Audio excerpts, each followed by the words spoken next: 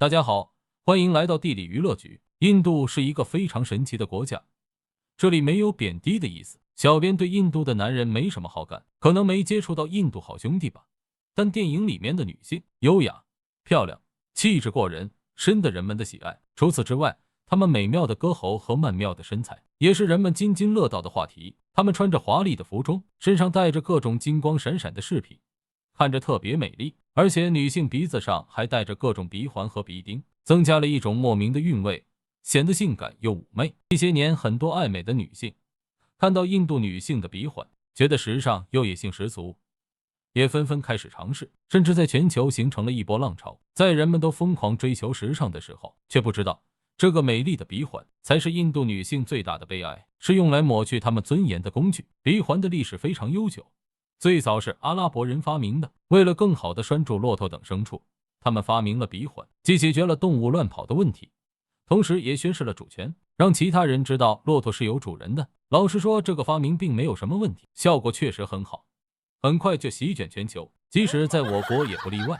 在16世纪，莫卧儿帝国的人也开始给各种牲畜打上鼻环，直到某一天，一些人在给牲畜打鼻环的时候，突然冒出了新的想法，能不能给女性也打上鼻环呢？他们说干就干，第一批受害者很快就出现了。在当时那个年代，女性地位极其低下，很多时候连牛羊都不如。面对这种情况，毫无反抗之力，只能眼睁睁看着自己被改变。其实，即使在现在的印度，重男轻女的行为依然非常严重。目前，在印度男人眼中，女性是商品，是男性的附庸，毫无尊严可言。人们顺利地给他们打上了鼻环，结果发现还特别好看，人们纷纷效仿。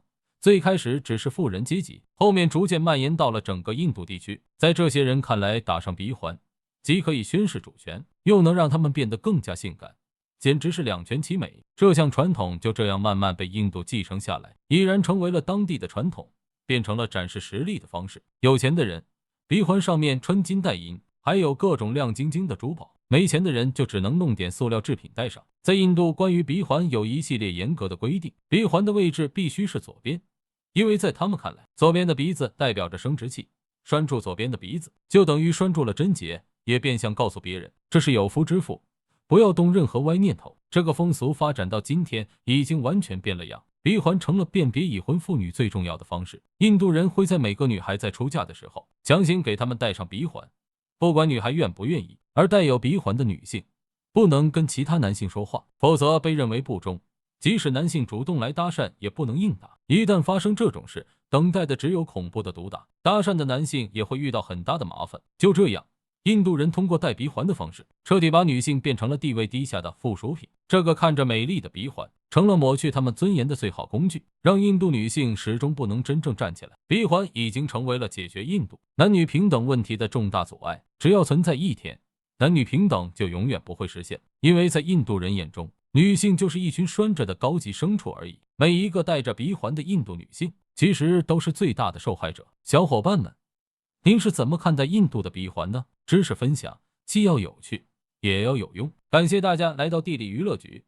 如果喜欢我们的频道，请点击订阅按钮，每天为大家带来世界地理既好玩又有用的全球地理知识。最后，祝大家每天都有一个好心情，再见。